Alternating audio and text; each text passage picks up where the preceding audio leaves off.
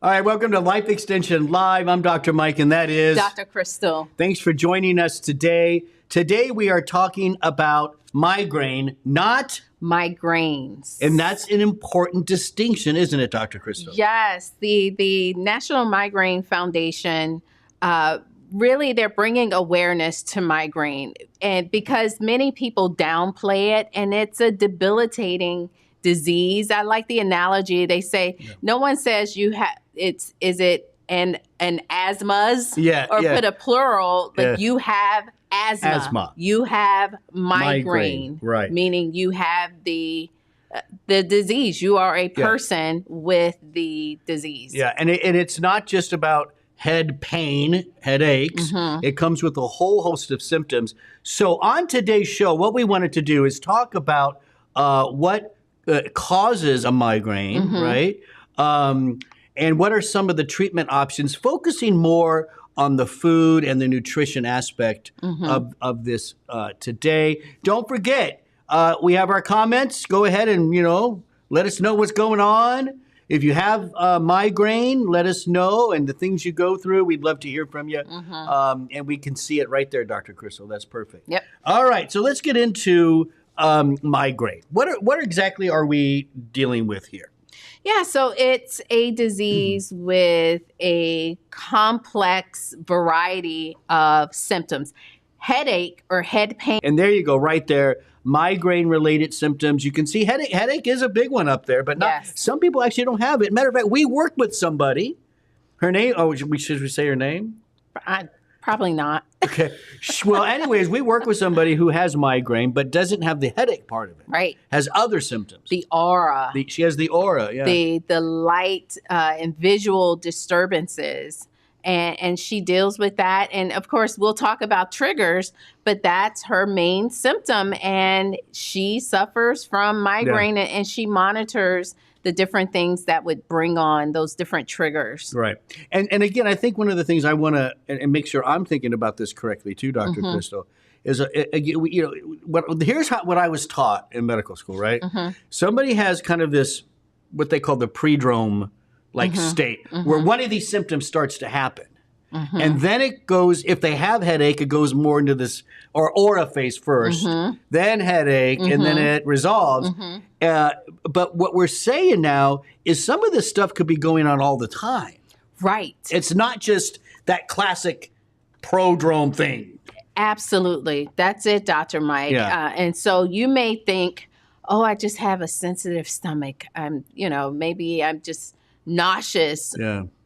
And depending on why, maybe you get nauseous as a woman when around your time for your cycle. Yeah. That could be migraine. Right. Yeah. You just never make that connection because we're so focused on the headache. Right. I would say most people think of migraine probably as the aura and headache. Right. But we found a stat that only about 20% of people 25% of people have the aura phase of the migraine.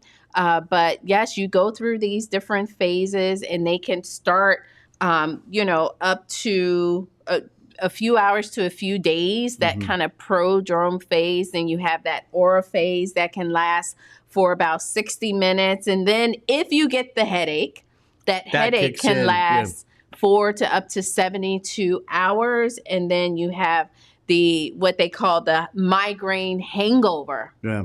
And that's that last phase that can last up to 48 hours. So Hannah, can you put that one graphic up with the phases? Not that one. Go to the next one, the phases. This is this is kind of the typical thing you're taught in medical school. Okay. So if everybody sees this to the right, see the prodrome? See all those symptoms? What we're taught is a symptom starts. If they have aura, it kicks in, then the headache, and then what you were just talking with, what's officially called postdrome, but a lot of people know as the migraine hangover happens.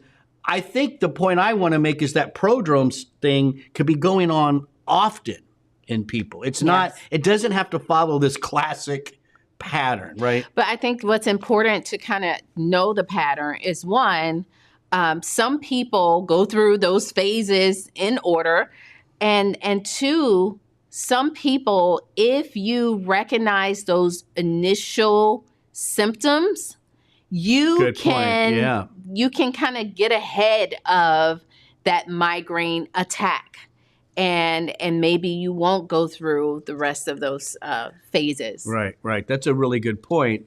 And I think we have, towards the end of the show, we got some good suggestions to maybe help out with that. Yeah. Right. So what I did want to mention something about the how long, if you do get the headache phase, isn't it over? There's if it lasts a certain time and continues, you definitely need to seek help, right? There's Over a point. 72 hours. Over 72 hours. Okay. So if you're having that headache for that long, yeah, it's probably time to go talk to your doctor, right? Because a lot of people, I think, when they go through this, they learn how to kind of manage this a lot themselves. Just keep that in mind if it's lasting too long. So let's get in. We got to be careful here, Dr. Crystal, because when we talk about causes, you and I love this stuff.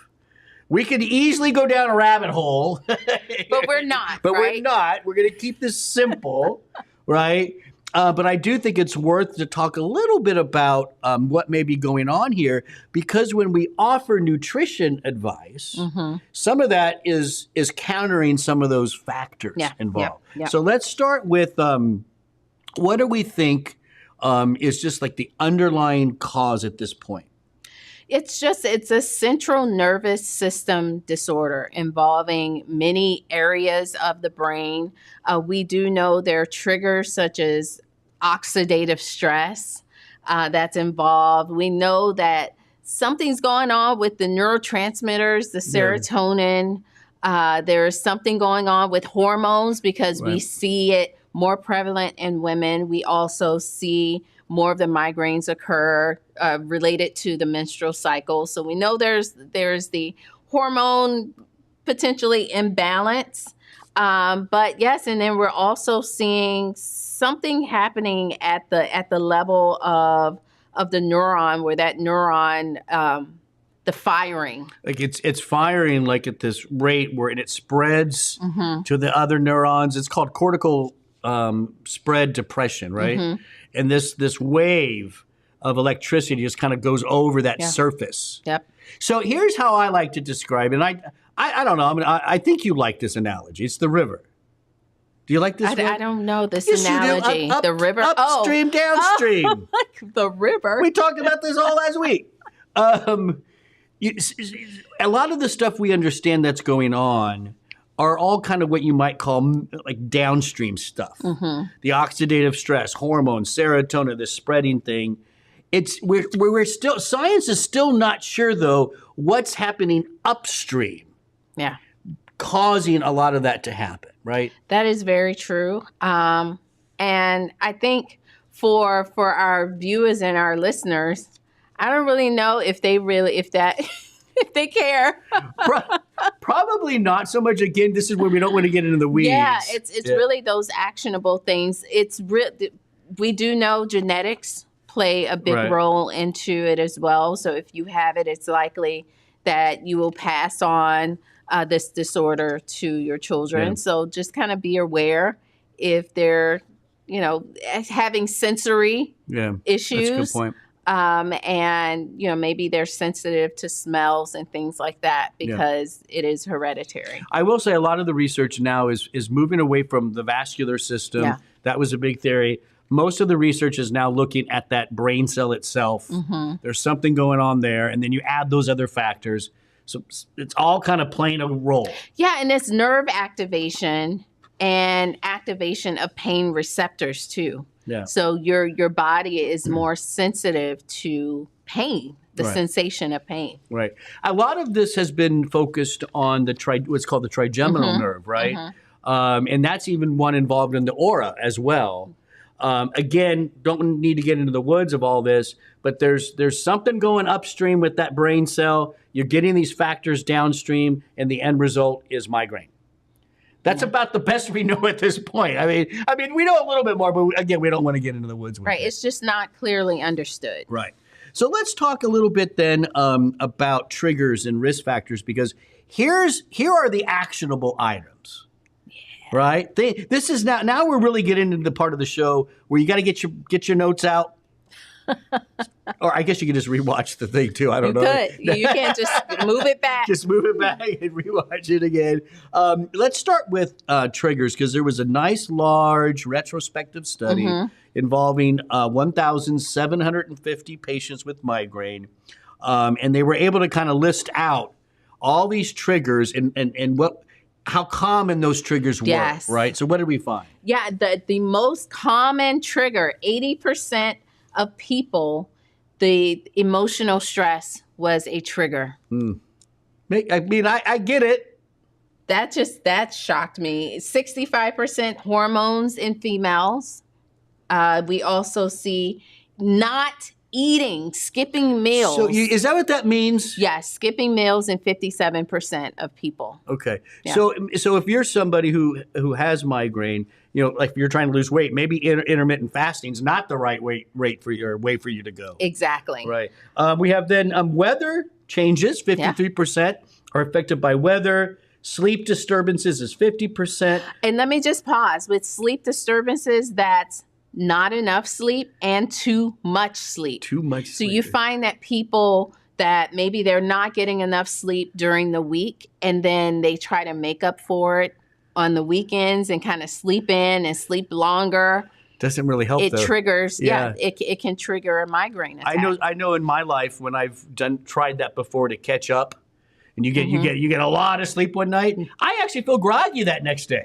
You don't feel right awake. So that 7 to 9 hour frame is still where we always want to be. Odors. 44% of the people are very sensitive to what they smell. Yeah.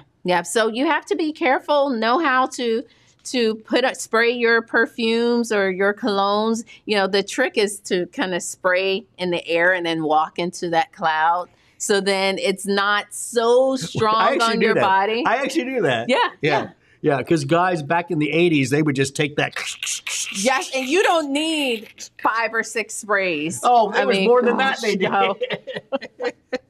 But you have to be mindful and think about the people that you work with as well. Yep. And ask them, is this okay? I had a coworker that would spray on, light up the entire office. And someone had to speak with her and just say, too much. It's too much. Yeah. Lights also, about 38% of people use lights have lights as triggers. I told you this, that we've had a friend of mine who really can't deal with those lights. What are those basic lights? The fluorescent lights. And so for her, when we have these meetings at our church, we use lights that are more calming. Oh yeah, we incandescent lighting. Yeah, we turn those off. Helps out tremendously for her. Wow. Yeah. Alcohol consumption 38%, smoking 36%. Yep. So right there's a bunch of stuff. So like when we say 80% emotional stress, what does that mean? Well, it means we need to manage stress. That means if it's meditation, mindfulness, stretching, listening to calming music, these are things that to help you manage your stress. Get a good therapist. Absolutely. Cognitive behavioral therapy. 100%. It works. Talk to somebody. It works. Treat yourself to it. Now, we've done a lot of other shows too, like with hormones in females. We've done all kinds of shows on menopause, perimenopause. Go check those out because we cover a lot of good suggestions there of how to keep your hormones balanced, and maybe that can help. Yeah, but what you sometimes find, especially when you're looking at the menstrual cycle, sometimes towards when it's like that 7-day period and you're getting the drop of the hormones, some integrative practitioners may recommend maybe adding in a little bit of hormone cream just to kind of help you to get through. So it's not that period. So instead of just dropping like crazy, it's more of like a and that may help. Maybe that controls the trigger. Right. So those are so know your triggers. Right. Investigate. Work with your doctor. Well, you have to keep a tracker. Well, that's what the doctors will say. Let's get to that. Yeah. Because the next step is something called seeds. What is that? That's what do you call it? A mnemonic? A mnemonic, yes. Did I say that correctly? You got it. Seeds. So the S stands for sleep. E, oh good, it's on the screen. E for exercise. Another E for eat. Now, can we talk about eating? First, let's go back to exercise I want to really talk quick. about all of these. Hold on. Okay, so let's just go through the list and then we'll break it down. So we have S for sleep, E for exercise, E for eat, D for diary, and S for stress management. Okay, so number one, sleep. This is where we need to focus on that 7 to 9. Mm-hmm. Make sure you understand what good sleep hygiene is. Preparing for sleep, which starts about 2 hours before you go to bed. Yes. Right? Lights coming down. I hate to say it. Phones away. TV should even be off. Right? Yes. Get a good book the old-fashioned way. I know, with a little incandescent book light. I mean, so there's a lot of things you can do there. Keep your place colder. Yeah. We sleep better when it's colder. That's very true. Right? So again, these are some suggestions for you. I also throw in melatonin. Love it. You don't have to. I'm just saying I like that. So just there's some suggestions. Now, what about exercise? Yeah, exercise. I just read something today that stated that you have to be careful with vigorous exercise. For some people, it could be a trigger. So you kind of have to kind of figure out, exercise is important. So it's something that you should do, moderate exercise, and kind of gauge whether or not if you over exercise, it triggers your migraine. Know that point. Yeah. Where you need to stop. Yes. And you may have to play with it. Maybe you don't know. Exactly. And one day you do push it a little bit too much, and you learn from that. Yes. Right. So I kind of, I find this interesting that like the sleep, the exercise, it's all about finding that place that's perfect for you. Too much, too little is triggering something in that migraine stream, Dr. Crystal. Very true. I like that, Dr. Mike. It's about not following the trends. It's following what's best for yourself, personalized health plans. What now? Eating. What are we talking about? There's so much to cover here. So we talked about don't skip your meals. Number one, manage the wine intake, specifically red wine, meats, like processed meats, cheeses. All of those can be problematic. They contain tyramine. Be consistent with caffeine. So I'm just kind of putting anything that you're kind of consuming in this category of eat. Well, if you look at a lot of these things, caffeine can be stimulating. Tyramine, which is associated with headaches and activation of neurons. A lot of the nitrates. I think a lot of what I'm reading here, we need to watch those things in our foods that could bring up that sympathetic nervous system too much. Now, but one thing with caffeine, yes, what you just said. Caffeine is a little unique because it's about being consistent with your intake. So caffeine may not trigger a migraine, but if you skip that morning coffee, that can trigger you to have an attack. It goes to that balance thing. If you're used to caffeine, give your body that little bit of that caffeine. Yeah. Oh, that's really interesting stuff. So the red wine, that's an interesting thing for me too, because what people might hear then is, then I can drink beer as much as I want. I can drink. Don't do that.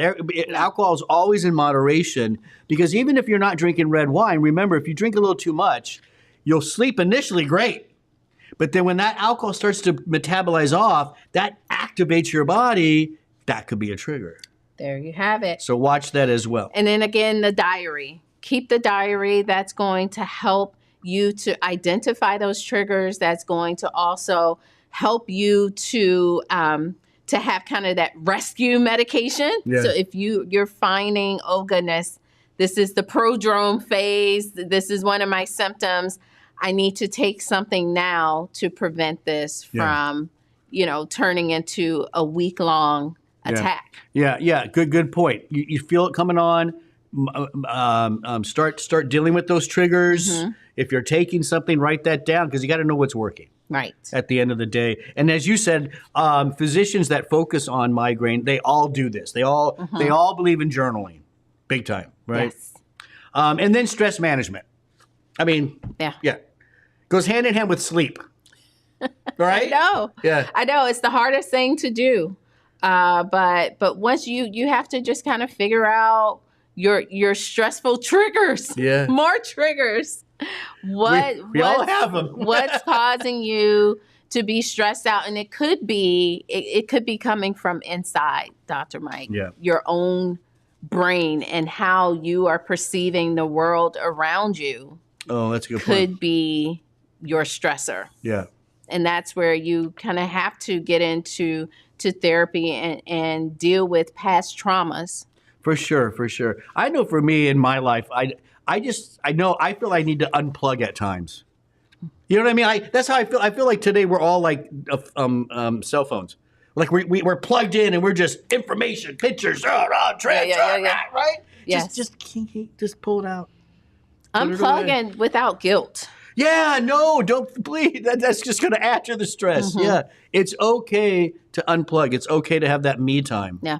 Medications. If you got to go on drugs, if that's between you and your doctor. Yeah. That's fine. We do whatever is working for you. But a lot of the drugs you're going to be on, they basically are constricting vessels. That goes back to that vascular idea. Mm-hmm. You wonder if that's going to maybe not be as prominent then, those kind of drugs? I'm not sure. Well, and you do find, I think a lot of the first line are also working with that serotonin the serotonin reuptake.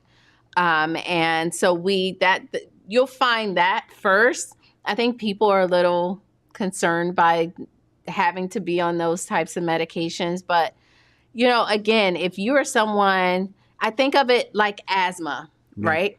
You have asthma, you have an asthma attack, and you do what you have to do to prevent yourself from having that attack. And if that means you have to take, steroids, that's what you have to do. And so it's the same idea. Right. There are newer medications too that help to kind of calm the nerves down, those pain signals. Mm-hmm. Again, you just have to talk to your doctor about all this. And NSAIDs can work, acetaminophen, and you can't. Here's the thing: if you talk to somebody else with migraine and they say, "Well, this is what I do and it works great," that's what they do. Right. You got to figure out what you need to do. That's right? so true. Yeah, and so if somebody says you should never do those drugs, this is what no. Mm-hmm. You do what you need to do. That's right. Hands down. We do want to talk now a little bit about the natural side of things, the foods, the nutrients, because I do think this can play a role in helping just to kind of bring down those triggers, Yes. Maybe decrease the frequency of going through those phases. Mm-hmm. That's where I think that the power of food and nutrients come. Yes. And so I'll start, if you don't mind, with hot off the press.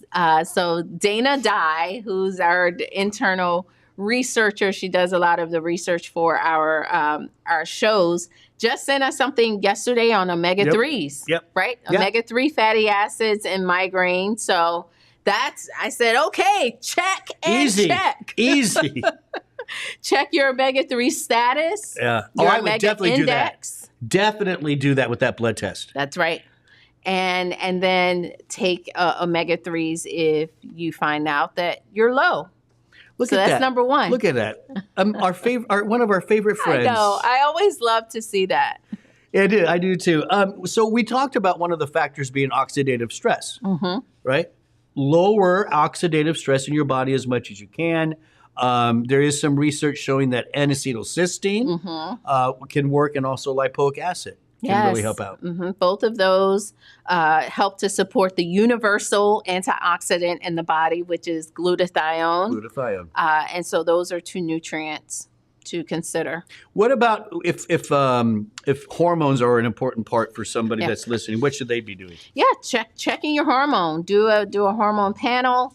Testing your hormones and see if there's a way to bring about some balance there. Okay, so we want to now do what we're calling nutritional add-ins, or add-ins. These are things that have some decent research behind them. Again, I'm going to be with migraine. The research is not complete yet. There's a lot that still needs to be done, both on the conventional medicine side and on the natural side. Yes. Would you agree? Yeah, I totally agree. What's nice about the nutritional add-ins that we are bringing up, we're seeing sometimes we see there's a lag between the nutrients that we're seeing in more of the complementary alternative medicine field versus the nutrients that you see on the conventional medicine field. Right. And these nutrients, we're finding them in both places. Yeah. So these are good, solid suggestions. Yes. Number one is vitamin B2. Riboflavin. How much a day should we be taking? 400 milligrams per day. You want to give it at least 3 months. 3 months to kick in, basically. Yeah. So that's almost like omegas. It's like a no-brainer. Yep. So it is cheap. It's a B vitamin. Exactly, right? It's a B vitamin. So simple. Water soluble. Next one that we liked was Butterbird. Should we explain what that is? Butterbird, yes. So it's a little shrub. And we're talking about the root. The root, yeah. Of the butterbur. You find just a cool fun fact, if you want a fun fact. Dr. Mike always has the fun facts. But the name butterbur comes from back in the day, they used to store butter in the leaves of the butterbur shrub. So there you go. It's a weird name. So people want to know butter. So the shrub, before it was called butterbur, apparently, the shrub was a container for butter. Yes. And they decided, well, let's call that butterbur. Hey, where's the butterbur container? That's great. I love that. 75 milligrams twice a day. You do want to make sure it's standardized to things called these pistacins. Those are just these key compounds in butterbur that are really doing the work here. Yes. After 4 months, there was a 48% reduction on average in the frequency of migraine. Yeah. So again, tried and true with the butterbur. This has been validated by the American Academy of Neurology, the American Headache Society. They all suggest and recommend this for migraine. And then what about CoQ10? That's another one we love so much. Yes. Like our good friends are here today. I know. CoQ10, there's an idea of mitochondrial dysfunction. We also know that CoQ10, ubiquinol, is an antioxidant. I think that's maybe a part of it. We forget it's actually a pretty powerful one. Yes. And so there's a small randomized control trial, 42 patients, 100 milligrams 3 times daily of CoQ10. So that's a bit more 300 milligrams than what most people are taking. Most people take 100, maybe 200. Yeah. So we're talking 300. Those individuals experience a 50% reduction in attack frequency at 3 months versus the patient on the placebo. So CoQ10, another foundational nutrient. Absolutely. Along with your fish oil. Yeah. You got your B vitamins in there. I think the only unique one is the butterbur. Is the butterbur, yeah. So again, we really like these ones because you're seeing these on both the natural and the conventional side pop up. Now, there is one last one. This is magnesium. And it's here's what, tell me if I'm off here. Most of what we understand about magnesium, it's not really, if you take it, does it really help? What we do know is that if you're low in magnesium, that seems to be a trigger for some people. Well, I think potentially. I think the magnesium was initially brought into the picture with the whole vascular theory of migraine and kind of helping it to relax the blood vessels. But we also know it's very calming to your neurotransmitters as well. So, it's just one of those nutrients that people say it helps. We have some promising research that it may be beneficial. So why not? I was just about to say, it doesn't hurt to take a 500 milligram magnesium capsule every day. Just do it. Yeah. It's good for many other things anyways. Exactly. At the end of the day. So so that's a nice list. Watch those certain foods, your red wine, the caffeine. And again, it's not don't do the caffeine. Do what you normally do. Get your normal sleep. Mm-hmm. There seems to be something interesting about not doing what you normally do. Yes. That's interesting. Yeah. I'm thinking about this more and more and more. You know what? You have your pattern. Stick with your pattern. Yeah. Okay. I'll get off of that. And then, of course, those add-ins, those nutrient add-ins we covered. Listen, those are all give them all away. Just do it. Why not? Yeah, I mean, if it's something, again, that is causing you to miss out on life, miss out on work, and probably the anxiety. If I can't go to a concert because the lights are going to trigger my migraine. That's common, I'm sure, right? Right. It's anything that can kind of improve your quality of life. Yeah. Here's what I would do. Start with one at a time. Yeah, right. Well, CoQ10 is a great one. The omega is a great one. Or maybe you're already doing those two. Add some magnesium, maybe. Try the butterbur, because when you do something one at a time, you have a better assessment of how that's affecting you.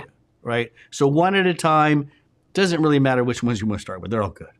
At the end of the day. Hey, mom's advice. We love looking at the questions people ask on Google. I know. I heard. Is this true? What is this true? Will a hot shower help migraine? Some people say it does. That's it? That's all you got? So try it. I mean, we don't have any hardcore research science to say, yes, get in that shower is going to help, but maybe it's a self-care. Maybe you stay in that shower a little longer than you do. Maybe you do a nice body scrub in the shower, exfoliate. I thought you were going to give me this whole explanation, and you're just like, maybe. No. No, it's a personalized thing. Yeah. It's not something where it's guaranteed to work. Right. But for some, apparently it does. And with migraine, your personal journey with all this and what works for you is what works for you. Yes.